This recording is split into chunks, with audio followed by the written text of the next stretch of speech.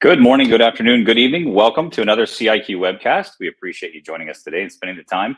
Today, we're going to be talking about Rocky Linux. We talked about Rocky Linux quite a bit in the past, but something new is coming out and we want to spend some time on that. So today we have Skip Krug.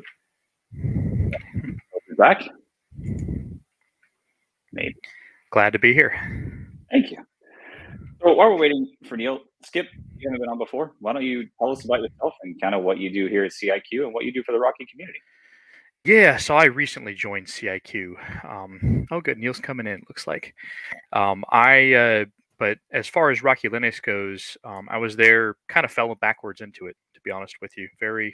There almost from the start of the project, something I was very interested in pursuing.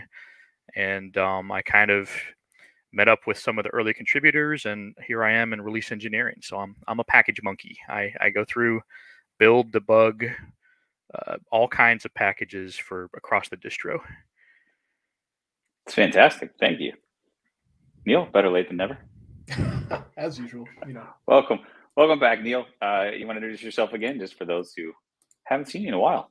Yeah, sure. Several weeks. Name's Neil Hanlon. I'm a solutions architect here at CIQ, and I also, in my abundant spare time, run the infrastructure team for the Rocky Linux community. Yeah, I love the spare time comments because I know you don't have any spare time. Barely get any sleep. I know Skip's in that boat too. So one of the things that's come out or that's exciting that I wanted to talk to you guys about today is Rocky 8.6 coming out. So I know that's been something we've talked about for a while. Excited to hear what's new in 8.6 and kind of what are we doing?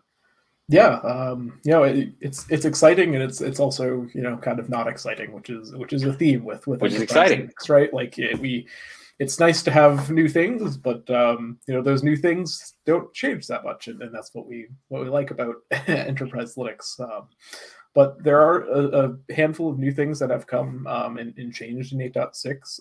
PHP 8 is now available directly from a module, as well as Perl 5.32. So previously we'd have to go and usually get PHP 8 or newer versions from like Remy repo or one of these external third-party repositories. But now PHP 8 is right there.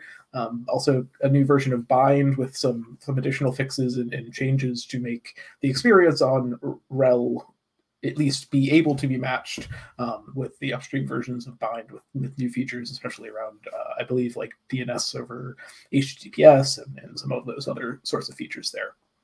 One big change too is Ansible. So Ansible has recently changed over to the Ansible core module, or not module necessarily, but package naming. So you may experience some upgrade troubles as you go if you already have Ansible installed. So you might need to go and swap that over to Ansible core. There's a bunch of new modules. There's a Log4j module that was brand new, and as well as just some updates to other modules. Again, it's exciting, and there's a few things to note from there. But in general, it's kind of a solid point release with not too many problems that folks should be comfortable able to upgrade to. And we're talking simple as DNF update. Yeah, yep, DNF update -y. Maybe that Ansible problem might hit some people where they might not be able to perform an upgrade because of Ansible being installed and the package name changing. But in that case, you could either just do a DNF swap for Ansible to Ansible core, or you could remove the package or one of those other options there. But yeah, it should be just a DNF upgrade and running on the latest 8.6. Very nice. That's more of an Ansible upgrade than it is a Rocky upgrade anyway. True. Thanks, Ansible, for changing everything. Appreciate it. Yeah, so only constant is change. Yeah, of course. So I'm glad that there's not a lot of change with 8.6. That's great to know. I'm glad that it's boring because that's exciting. But I think one of the other things that I run across a lot, and I'm glad, Skip, you're here to talk about this, is when we start talking about 8.6 and moving forward, a lot of people really soon start asking the question, well, what about 9? So what can you tell us about Rocky 9? What about 9? That's classified. Excuse me. No. Okay. Well, thanks for joining. We're going to talk a little. Yep. Everybody say yeah. Now we're going to talk a little bit about 9 here. So first of all, I want to echo kind of what Neil said. And 9 Everyone's excited about it. I'm excited about it, but it is also boring. I mean, and that's what I mean. We are in the enterprise Linux space, and we are not out there. We are not Arch Linux, right? We're not Fedora, right? We do not move swiftly like those distros do. We don't break things occasionally like those distros do, and that's okay. Like if you're really out for the latest and greatest, um, you know these enterprise distros, you might want to try something that's a little more of a preview. If you're a business or if you want something stable for 10 years, that's welcome. Nice to have you. Yeah, so that's we're boring, and that's a good thing. That's what I want to get across. That's awesome. Now, yeah, and it's going to be great. Now, looking forward to 9 here. One of the kind of behind the scenes things that happens is a new build system, which is part of our giant effort towards this new build system called Peridot. I think a lot of people on the stream have probably heard of it, at least in passing. It's going really great for us. There are some growing pains because new things, they are difficult. And as you can imagine, building a distro is it's an undertaking, right? There's a lot of stuff to put together, a lot of stuff to compile. Sure. But it has a lot of new features that we have really wanted and desired. Just some highlights. I'm just going to give you the real hot top level view of it. Uh, Inserting specific versions of dependencies has become very easy for us, which is something that kind of plagued us in the past. A lot of these packages are very fickle in the way that they're built. They're very picky about certain versions of certain minor versions of dependencies at build time, and that's Peridot has made that a lot easier for us, which is great. And another feature is it's going to allow us to integrate SIGs, which we call special interest groups, much more closely with the distro than we have previously been able to. We'll be able to build our special interest group packages right there with the main distro, right, in conjunction with Rocky 9. So very exciting. And we also, in the future, we plan on porting the Rocky 8 builds to it as well. And I think those SIGs can also benefit from that switch over. So that's really interesting, Skip. And there's one thing I want to ask a question on. First of all, I see Greg joined us. Thank you, Greg. I'm assuming when you heard Perl 5.3.2, you got excited and decided to jump on. That was it. That was exactly it. I was just like, that was the Perl. Oh yeah, I'm there. Yes. I write really good Perl. It's like holding the shift button on my keyboard and dragging my elbow back and forth across the numbers, and you can get some really great Perl code that way. Yeah, you're just trying to make it where nobody else can come back behind you. Typical Perl developer. Love it. No, so Skip, whenever you were talking about the dependencies and it used to be hard and Peridot's going to fix some of that, can you dive in a little bit on that? Why was it hard, or what made it hard about the dependencies Absolutely. that this system is going to fix a little bit? So, for example, you may not know this, but build time, I can illustrate this with an example here. So let's take Ruby, for example. This is something that happened 2 days ago, even. Ruby, we all know and love, right? Just like Perl, everyone loves Ruby, right? Ruby is a package in Red Hat Enterprise Linux 9 and Rocky Linux 9. We go to build it and we get errors. There's test errors. There's automatic tests that run once the package is done compiling. And I examine these and I say, hey, these look like OpenSSL errors. What is going on? There's something wrong with the way it's talking to OpenSSL. And I go down after much troubleshooting, much digging through some source. It looks like the Ruby package was built for CentOS Stream and for Red Hat 9 against OpenSSL 3.00-5, right? And that worked because the test passed.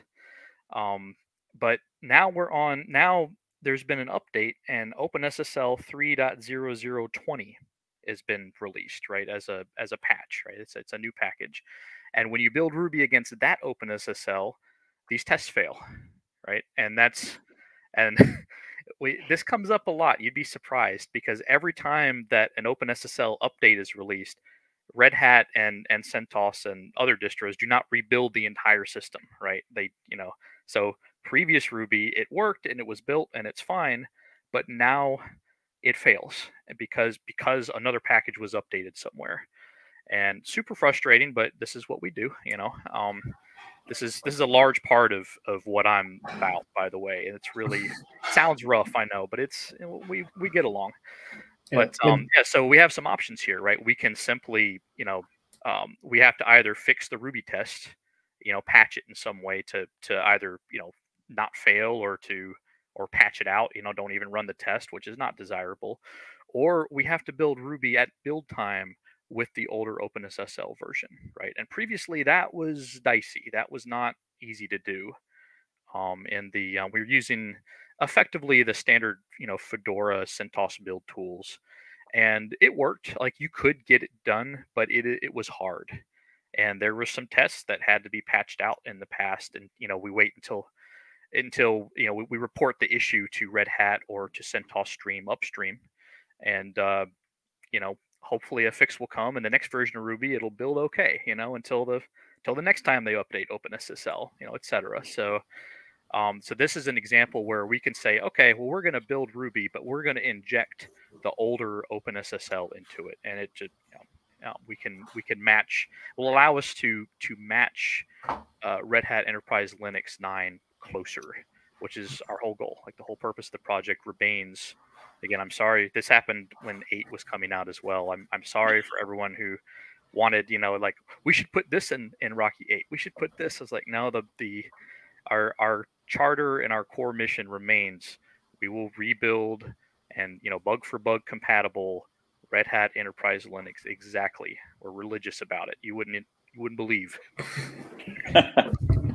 Yeah, no, that's a great point. I was going to bring that up as well. It's not just that these things are sometimes more difficult to build just in terms of tracking down the dependencies and everything else, but that's also something that's important to the project overall, is that we not just ship the version of Ruby that is in RHEL, but we also build it in the same manner. So we're building it with the same dependencies like that OpenSSL version, even though that OpenSSL version isn't going to end up being distributed in Rocky 9. So previously we were able to do this with Koji and the Fedora build tools by doing some side tags, importing packages, and some manual work. But the reason for the feature in Peridot is that it eliminates the human process there, and it makes it easier for us to be able to automate those builds in the future by just checking what the dependencies are, how they were built, how they need to be built, and then rebuilding them. That's great. And I think we have a question. All right. So other than possible changes from Ansible, any known breakages? And this is probably for 8.6. Sorry, we're gonna go back. So Neil, are there any other things that we should pay attention to, or things that we know that they get broken? There are a few things that are still outstanding with the 8.6 release of RHEL. One of those things is it looks like some possible regression in contract or how the kernel is doing connection tracking. So if you're using Rocky Linux or Red Hat as a router, you may experience some troubles there with your traffic being blocked if it comes out in and out of two different interfaces. So I believe I've been tracking that one, trying to get some more detail on it. But in terms of breaking changes or problems there, no, there shouldn't be any other than some regressions that are being worked on. Very nice. Thank you. Another question.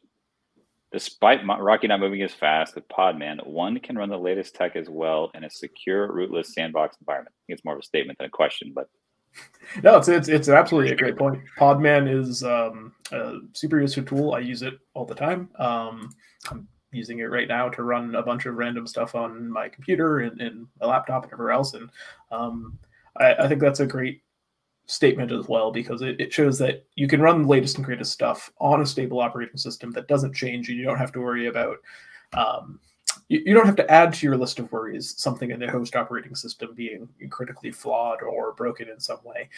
You only have to worry about that with the applications you're running. Absolutely. addendum to that as well, for the desktop-minded among you, I know we have a lot of users that use Flatpak for if you want the latest desktop applications. It's a wonderful tool. Absolutely. I think we've talked about that before, Greg, with other tools that we work with as well, and being able to do that with Aptainer. It's pretty cool and interesting stuff as well. And it's the exact same use case on the HPC side is pretty much what we're talking about now. And Singularity Aptainer has been a phenomenal tool for that in the HPC space. You can probably imagine HPC centers that have many thousands of nodes in one system are extraordinarily resistant to making any sort of updates or breaking changes to that underlying operating system. Typically, once they integrate a big system, the operating system doesn't move very much for the life of that system because of all the different kernel modules and support and whatnot that they have to manage. And that containers, again, is just such a fantastic point. That containers and having an ability to run these containers on top of this stable operating system is so critical. One thing I wanted to mention earlier, to a point that Skip made, is it is absolutely 100% our charter to be bit for bit, bug for bug level of compatibility with the Enterprise Linux family of distributions, obviously with Red Hat Enterprise Linux kind of setting a lot of that standard. And now that CentOS Stream is kind of the parent of all of us, it actually puts it in a really kind of cool position and gives us all the ability to kind of put emphasis and code and support back into that single community that we are all now benefiting from. But I do want to say that there's another piece of this, which is we have had a lot of people asking for optimizations and enhancements on top of that core base foundation. Now, these would always be opt-in enhancements. They would not be default, but you would be able to do things like install newer packages or install custom packages based on the special interest groups that we have within Rocky. We have a couple kind of big dominant special interest groups that are underway right now. We've got SIG Cloud. There's SIG Kernel as well to get a more upstream mainline kernel associated with it. And there's others. So if this is something that you're interested in, anybody in the community, please come and take a look. Join in our Mattermost and or IRC, and be part of these special interest groups, because it's a phenomenal way to add value over and above just that bit for bit and bug for bug level of compatibility. So yeah, join us. So Greg, you mentioned the mainline kernel version, and I think it's an interesting conversation that I've had with several people, and it's exciting to some, but I guess there's other people that wonder why. What benefit do they get out of doing something like that? If you had a mainline kernel in Enterprise Linux, what does that give you? So there's a number of different aspects of this. So an obvious one is greater hardware support. If anyone's tried running an older Enterprise Linux on a newer laptop, you're going to immediately have various pain points that you're going to have to work through depending on the laptop. In many cases, and I'd even say in most cases, these have already been resolved in the upstream kernels. And the one patch into our standard Rocky kernel that I've bugged Neil to see if we can get in there is for this cool little laptop that I have right here, which is a Dell XPS 15. Works great with Rocky Linux right out of the box, with one exception. The sound driver just hits the tweeters and doesn't hit any of the other speakers. So all the sound sounds totally tinny. And I just basically took a patch out of or took a few lines out of the mainline kernel and threw that into a patch. And I was hoping to get that in there. But at the same time, I'm kind of secretly hoping Neil actually says no to me, because to Skip's point, our goal is bit for bit and bug for bug level of compatibility. But this is exactly where a special interest group would be fantastically useful. And that code from the kernel, I didn't write it. I just looked at the current code, found that piece, and I'm like, that's what needs to go in. And luckily it integrated very easily. But so that's what I'm running on this. But we actually have someone else on the team who constantly gives me crap about the fact that he's running a newer kernel than me on his same XPS 15. And he's actually running the mainline kernel. And he's also gotten performance benefits, because that mainline kernel was built to support newer processors. And so he's actually getting better performance out of that. And there's some other aspects as well. that people like about it, especially people that are looking towards real-time workloads, maybe, you know, some of the different security protocols and security methods that the upstream kernel is doing different than the Red Hat and Enterprise Linux kernels. So there's a number of reasons here why people may really prefer that upstream kernel. Again, of course, there's API, you know, benefits, there's file system performance benefits, and these are things that I've just heard people bringing up. So yeah, I don't know if Skip and Neil have any other comments on that, but that's why one of the reasons why I think having an updated kernel as an option inside of Rocky is incredibly valuable. Oh, before I hand over the mic, and Greg Crowe-Hartman, who is the maintainer of the stable upstream kernel, is actually helping us with this. So he's actually part of this process, part of the special interest group, to ensure that what we're putting out there is going to work. And it puts him in the loop that if anybody finds any bugs or issues, puts him directly in that loop in terms of being able to resolve those. And so that's a win-win for not only Rocky, but the community in general running Linux. Absolutely. That's very exciting. I think one of the biggest things that would come to mind for me is like 12th gen Intel chips or some new CPUs that are coming out. The first support for those things goes into the mainline kernel and will eventually get backported and moved into other places. But as you said, that's a great place for SIGs to be able to work across Enterprise Linux as well to enable those sorts of things and work to get those features backported into the CentOS stream kernels and eventually into Rocky, of course. So Neil, how long or how far back? Sorry, Skip, I didn't mean to cut you off. But how far back are we seeing from Enterprise Linux kernel to mainline? How much of a lag is there? I mean, from what I recall, last time I looked, it was like 12 to 18 months. Is it gotten better? I think that Stream has helped to make that process more visible, and I think that part of it is just that there's some growing pains and stuff that people are learning, and also, you know, I think there's a history of folks compiling their own kernels and doing things themselves just because of, as you said, it can take that time, and it wasn't necessarily as accessible. In fact, you know, kernels were almost entirely inaccessible to be modified except via a request from Bugzilla with Red Hat. So, you know, now I think that we have this contribution opportunity via CentOS Stream. I'm not sure if we've you know, put any patches in to track how long they take to get through. I think that would be something that would be interesting to look into and evaluate. Just, you know, how is it to contribute to the projects and work on those sorts of things. But as Greg mentioned, you know, the SIGs that we have on Rocky, and especially with our new build system that's coming out, will really enable us to do some of this iterative work before it gets upstreamed and before we go and open those pull requests. Very nice. I'd add something to that as well, which is one of the goals of Enterprise Linux is to have a completely stable API, ABI as the default kind of scenario. So Zane, one way somebody might read your question is, you know, how far behind is it? How far behind is it from upstream? And because there are no breaking changes regarding API, ABI, and I'm actually planning on having a follow-up with Skip on how OpenSSL, an update on OpenSSL broke a build if it's supposed to be ABI, API compatible, and is that a bug that we need to actually be thinking about? But yes. So, but the aspect of that is, or the other aspect of that is, once Enterprise Linux, any version is released, think of it as that is now a fixed set of versions in time. All of the packages, this is not strictly adhered to, but it's pretty dang close. All of the versions are pretty much stagnant at that point. As I said, there's a few edge cases in which they do update, but generally speaking, all that core is going to remain exactly the same. So the kernel that Enterprise Linux is released with, the major minor patch level version, is not going to change for the entire life of the operating system, which is for 10 years.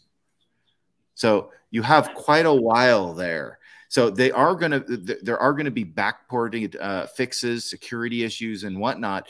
And the relevance of those fixes is going to change over time. So, for example, at some point it'll be everything that's broken needs to get fixed. And at some point it's going to be, you know what, we're just doing security updates. We're just doing critical updates. And so that kind of changes over time. But this is why kind of a new release is such a big deal in the enterprise Linux community. That's why we're all like just excited, super excited about grabbing that. And, you know, as soon as it goes beta and then stable, you know, throwing it on everything that we have is because we know we have that absolute stability. Yeah, it's very cool. Skip, I thought you had unmuted, like you had something to add to that. I just want to note that Greg's absolutely right. We will be building kernel 4.18 for Rocky 8 in 2029, the year 2029, and I will be so old. I can't even see. You might be almost my age then. Scary. I know. I think it moves faster for me. This is why Zoom and doing, you know, talks over these sorts of mediums is so much better in real life, because I would totally kick Skip in the shin for that one. Exactly. My shins are safe. So one of the other questions that comes up quite a bit, and I find it interesting too, and I know Skip, you and I were talking about this earlier, is where does Rocky actually get built? I mean, from a community standpoint, that's a really interesting question. Yeah, so physically, rubber has to hit the road somewhere. We can abstract things away, but yeah, we must run instructions. And the primary place, and Neil can also speak to this because he knows even more about it than I do, but the primary place is in Amazon Web Services, AWS. Perhaps you've heard of it. Large cloud provider. They're known among some. Yeah. The Rocky Enterprise Software Foundation enjoys I buy my books from them. Yeah, gotcha. Yeah, they're just some bookseller. They might get into computing, who knows? But yeah, we enjoy a donation from them of basically an AWS account in which we conduct a lot of our builds, including a lot of our infrastructure in general. Honestly, you know, things like our Mattermost chat server is located there. The drawback with AWS, and there always has to be a drawback, is that they offer Intel x86 hardware, and they also offer what we call Arch64 or ARM 64-bit hardware. But Rocky Linux 9 is interested in building also for PowerPC 64 and for S390X, which is the mainframe System Z processor. We're going to release for all 5 of those, or all 4 of those architectures: Intel, ARM, PowerPC, System Z. And unfortunately, you know, Amazon doesn't provide mainframes to compile stuff on, so we had to turn to some other sources. We enjoy IBM themselves actually has lent us out some mainframe time, which we really appreciate. And as far as PowerPC goes, believe it or not, Oregon State University, shout out to them, has offered us time on their PowerPC systems to build our packages. And so we control the builds from our AWS environment, but the AWS environment reaches out to these other places, IBM, Oregon State, and yeah, they perform builds effectively remotely and collect the artifacts. Yeah, I think it's a very interesting kind of change in how things are done, but also not really a change at all. The main difference really is that Peridot that we're using to build is completely cloud native and built on top of Kubernetes. So instead of running, you know, for Rocky 8 right now, we run CodeGD, and it's this similar process that listens for jobs from a queue, and it has them scheduled and runs the builds and saves them. The big difference between the old build system and our new build system that we're using for 9 is that we're able to eliminate a lot of the bottlenecks for I/O that we had.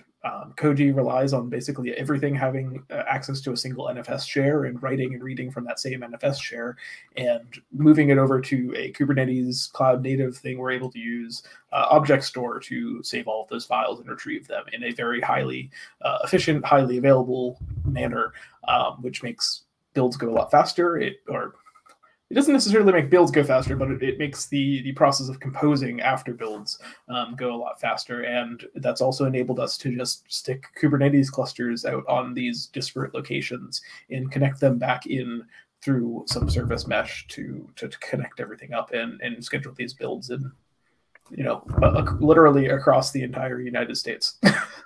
So it's also kind of cool too, because at least in theory, if we want to build 2,000 packages at once, I mean, we could actually submit that into Peridot. Peridot's going to spin up via Kubernetes enough pods to literally run all 2,000 builds in parallel. So because it's cloud native, it actually has it has all of the benefits of a cloud-based infrastructure associated with it. And it's fairly easy to deal with. Clouds offer Kubernetes services already, and you can run it on-prem if you wish. So it's incredibly flexible.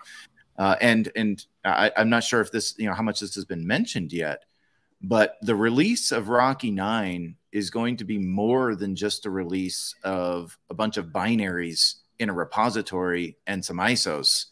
We're going to be releasing the entire build environment. So other people can come and replicate our work, which has already been done at least once now, and possibly others.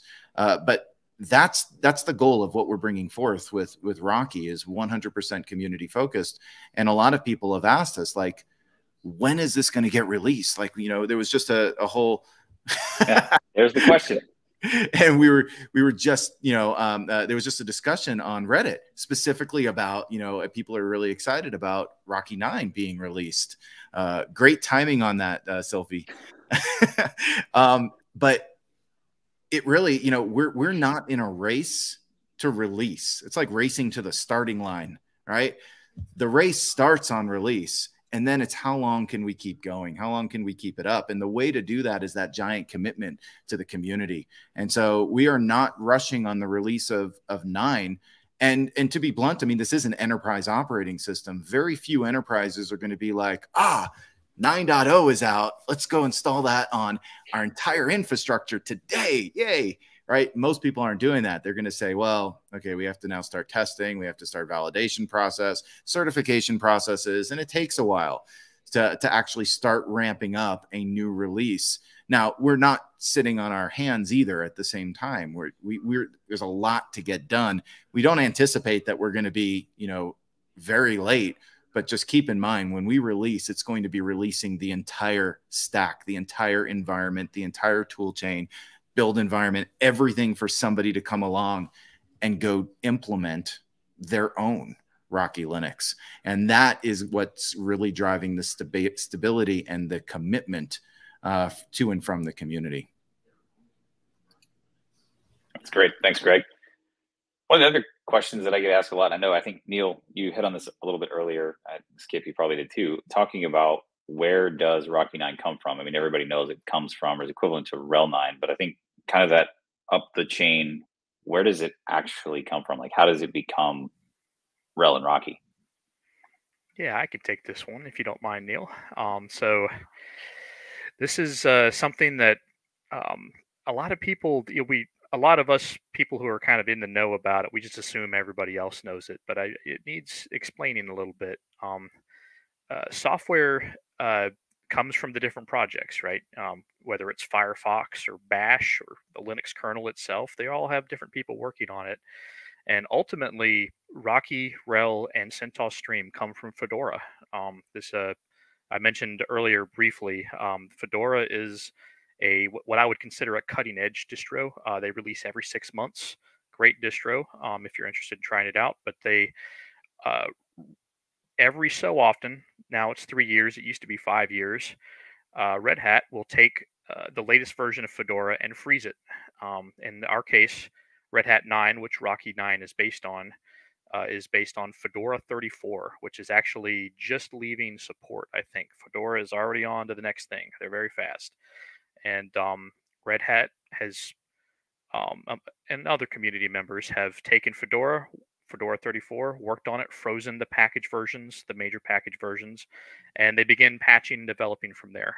And so effectively, Fedora 34, they're in a way supporting it for 10 years, right? And so are we. And the chain, I guess, the down or the upstream to downstream goes Fedora, CentOS Stream, Red Hat Enterprise Linux, Rocky. And Rocky and Red Hat Enterprise Linux obviously very closely linked together, because our goal, unusual for a distro, but our goal is to make a completely 100% compatible distribution. So it's not what everybody likes, but it's also, you know, it's worked out well so far. Let's put it that way.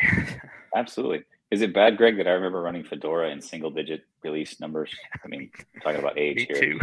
So, I mean, Fedora I feel 4, old maybe. seeing 34 up there. So Chaos Linux, the predecessor of CentOS, existed before Fedora.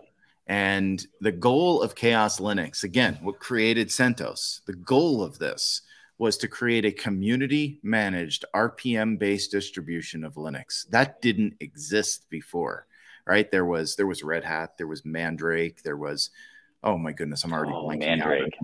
out. About Mandrake. Now Mandriva. Mandriva, yeah, before Mandriva. But there was a bunch of these, right? Do you remember Corel? And I do. There was Yellow a Dog bunch Linux. of these. Yeah, Where Yellow Yum Dog, came of from? course. Yeah. Yeah. And Yum came out of Yellow Dog originally. Yum even stands for the Yellow Dog Updated Modified. So there was all of this existed. Excuse me, nothing community existed, but all of these distributions existed, but they were all community, commercially controlled. And Chaos Linux was basically the first RPM based focused, community distribution of Linux. And then interestingly, Fedora showed up shortly after. Now, Fedora, just to get onto a little sidetrack, Fedora did not start off being an operating system.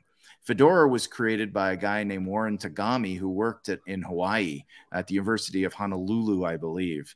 And he actually created Fedora. Fedora was originally poised to be what EPEL is today. Red Hat hired Warren. Red Hat hired Warren, brought Warren in, and pivoted the project to be a community RPM-based distribution of Linux. Again, after Chaos Linux was created. Take that for whatever it's worth. I don't know if there was anything there. No idea. But because of that, there was much less of a need to have Chaos Linux, and CentOS was taking off so much that we kind of moved a lot of that effort from Chaos Linux into CentOS. We did a little bit more with Chaos Linux, something called the Chaos NSA node server appliance, and really focused on a lightweight, high-performance distribution. But most people just wanted that binary compatibility that CentOS was providing. And so we ended up kind of rolling that away. And then when obviously Red Hat pivoted the project, left a gaping hole in the community, and that's why Rocky exists now. That's awesome. Yeah, I think whenever I hear Mandrake, that's a funny one, because I remember whenever DSL was new, so having 1.5 megabit in your house was pretty awesome. I built a router out of Mandrake. That was how I was sharing it with my roommates at the time. That's how long ago that was. Oh, you didn't have what was it, the dual stream ISDN to get you up to 1.5? Because each stream of ISDN was 768, if I remember correctly. I couldn't afford that at the time, Greg. I needed as much bandwidth for the least amount of money that I could possibly pay, and dial-up wasn't cutting it. So that was even before we could afford a wireless router. So it was literally having a physical machine with multiple NICs in it, running Mandrake, and running cables under the carpet through the apartment to the other room. Wireless didn't exist then. It would have been really expensive. Exactly. Exactly. Long time ago. All right. Can you post some kind of links to help people who'd like to contribute to the Rail9 project? I would say yes, we absolutely can. I don't know if you guys want to talk about a little bit what that looks like and how you contribute. See, that was another shin kick right there. Zane, Rail9.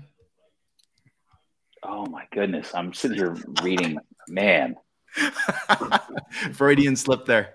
So yeah. RL, not release. I just see RL and so we have Mattermost. Mattermost is where we do a huge amount of the coordination of the project, as well as on IRC. And the two are bridged together, so you can come into either one.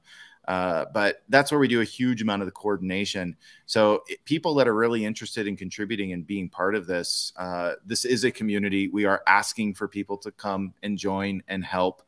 We are always looking to expand not only our teams, but to be quite blunt, the leadership among these teams. And there are a few areas in which we actually actively need help right now. So we need more help on the community side for sure. But there's other areas as well. So if people are interested, please jump into Mattermost. You can get there at chat.rockylinux.org or jump into the IRC. I tend to tell everyone to go to Mattermost at chat.rockylinux.org because I spend so much more time there than in IRC. But join in and jump into the relevant channels and start introducing yourself. And we would absolutely love to have more people be associated with everything that we're doing. So Skip, Neil, anything that you want to add from that perspective? You want to debug packages? Come see us in development, please. Have I got work for you? It's gonna be fun. I think that's pretty much it, right? Like the big work we have right now is just some package failures or a good percentage of the way there on Rocky 9. Don't want to give an ETA, but you know, we're looking to have something available to float around internally as kind of a release candidate with our testing teams at Rocky Linux. So there's definitely help that can be done there, and Skip and I are more than happy to help give people some introductions to package debugging and building, and give you a quick primer on how to RPM. Probably a little bit of background in some C and some programming languages would help for doing some of that debugging. But yeah, it's even I have jumped into that mix. Not so much for the 9, but I remember in 8 when we were getting our first release out, I was definitely getting in people's way. Absolutely. Wow, getting in people's way. Oh, that's fantastic. We're all learning together. That's the important thing. So how, 2 parts of this one, and one of them is, yes, Matt, before you say it, I know I can read my shirt this time, so it's Rocky Linux. I'm here. How long will Rocky 9 be supported with updates? And I don't know that we answered earlier on a release date for 9. I know we talked about what gets released with it, but I don't know that we ever actually talked about when. Yeah, so Rocky 9, as stated before, Red Hat Enterprise Linux 9, based byte for byte, packet for package, version for version. Both of those distros are supported for 10 years through, so that would make it 2032. I'll be so old. Oh my gosh. Yeah, so that's. I don't want to hear it, Skip. And that's. I see the follow-up question there. When is the end of life? And yeah, so 10 years, 2022, 2032. We'll see you then. Wow. And that's what we do in the. Greg mentioned we start the race. The race in the enterprise world is a marathon. We're here for a long time. We don't think in terms of, this day or that day. We've got months and years. Months? You have months? That's another good thing to point out as well is like kind of how the updates and support works, and it works the same way as RHEL in terms of having kind of a phase 1 and a phase 2 for longer term. So it's really just the first kind of 5 years of the release that you get point releases, and then we'll eventually get up to 8.10 and then 9.10 at some point, and those will be the releases that continue for the rest of their meaningful lives. So it's something to understand about kind of the EL phases of support and life. So there are kind of those 2 phases. Once they reach 5 years, they get put into what I would call maintenance or bug fix, security fix only mode, which if you want an example, Red Hat RHEL 7 and CentOS 7 are there right now, right? They're in support in 2024, I believe, is the last call for that. And start looking at migrating those. I know those people out there, they're going to wait until 3 months before end of life, and they, go, oh my God, we didn't know about this. Yes, you did. No, Skip. There are people that will wait years after. How many RHEL 4 boxes you got left? Wait, so am I understanding that you guys did not tell the whole community on when 9.0 is being released? What's up with that? I'll tell everybody exactly when it's going to be released. Tell us when it's ready. Yeah, tell us. Before 9.1. I hope. It could be an interesting conversation if it I wasn't. can personally guarantee before 9.1. Well, hold on a second. A lot of organizations never use the .o release. Exactly. Let's just skip it. I like it. No, I don't like it. Never mind. No. So I don't think we have any more questions, and we're kind of getting close to the end of time, guys. I want to give you all a chance, kind of closing thoughts. Start with you, Skip.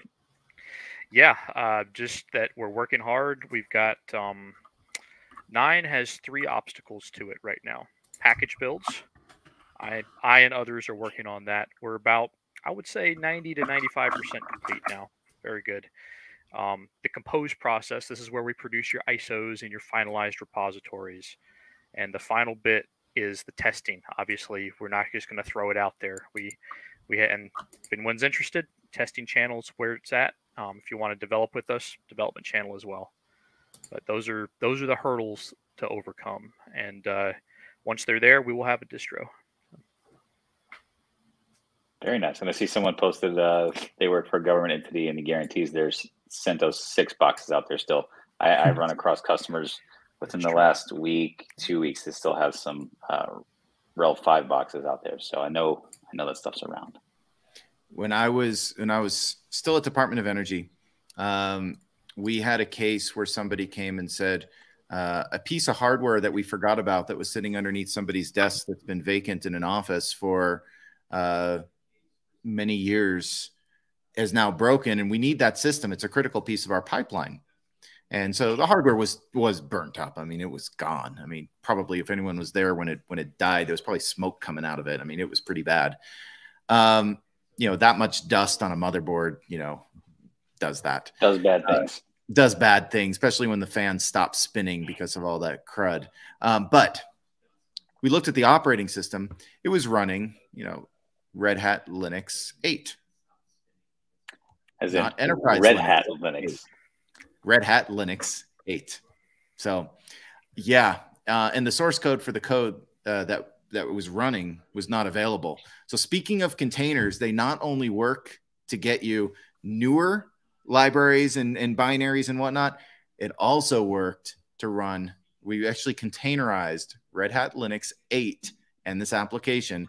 And then we had it running on, at the time, I think current was like CentOS 7.2. I think maybe CentOS 6 something, but it was around that generation, late CentOS 6, early CentOS 7. But we were able to do that and bring that system back to life as a container. Granted, don't try to do a PS or a top because it's seg faults, because proc file system has changed so much in the last 15 years. That's Ain't bad. stupid I'm trying to if think. it works. That's like 98, 99, like pre-2000 type time, wasn't it, Craig? No. For Red Hat? Close. So if you remember, what caused CentOS to exist was when Red Hat Linux was end of life. And Red Hat Linux went from 7.1, 7.2, 7.3, and then it went to 8. And then there was never an 8.1. Then it went to 9. Mm-hmm. And then all of a sudden they basically said, all that stuff that we just did, let's just get rid of it. And we're going to actually, I think they kept 1 or 2 of the versions for a little while still alive. But they had this new thing called Red Hat Enterprise Linux, which I believe started with version 2. Again, most people shy away from the 1.0s. So I think they just jumped to version 2 because I don't remember there ever being a Red Hat Enterprise Linux 1. It actually went to 2.1. I haven't looked at this in a long time. March 23rd, 2022. So the first version 2002 was 2.1. 20 years ago. Wow. 20 years ago. So that was that was what triggered the creation of CentOS. So that was in 2003-ish, then, if I remember correctly. So when it was first released. I'm not going to tell you how old I was because Greg will kick me in the shins again. I went to a government meeting in the Pentagon, and if he's watching, he's going to laugh. I'm not going to name him, but I went to a government meeting in the Pentagon with a fairly high-ranking official who reported to the Secretary of Defense. And I'm sitting there, and we introduced ourselves, and I mentioned kind of my background and whatnot. And he goes, "Oh, I remember that. I was 15 at the time, and I couldn't kick him because he was a high-ranking government official and in the Defense Department. I wanted to, though." Wow. Yeah, We're getting old. Getting old. Not as old as Skip is going to be, though, at the end of in 32. Is that what you said? The white hairs are coming, man. It's coming. That's what all this is. I feel them. Yeah. Feel them coming. It happens, and it happens fast. All right. I think that's the end of time, guys. Neil, I don't know. Did I give you a chance to close? I'm sorry. I think we just started talking old stories again. It's okay. It happens. I don't have anything. Okay. Well, we really appreciate you guys joining us again today.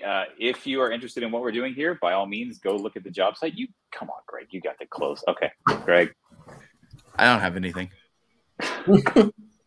Man, I just didn't like that you totally went over me. You had already talked. I thought you gave yours. I know. I took Neil's spot. I know.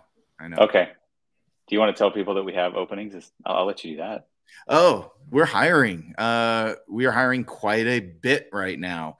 So we are looking for senior engineers, senior developers, C, Linux, kernel, user space, containers, as well as Go backend developers, full stack developers, front end developers. If you're interested, reach out to us. You can check out job board on our website. Honestly, we haven't even been able to keep that up to date. That's how much we're hiring right now. So please reach out to us if you're interested. You can reach out to me personally, any of these guys, LinkedIn, Mattermost, Slack, wherever you find us, email. We'd love to hear from you. Looking for great people. Excellent. Again, we appreciate you joining us today. We will see you again next week. And if you don't mind, like and subscribe so you can keep up with us and we can keep up with you. Appreciate it. See you later.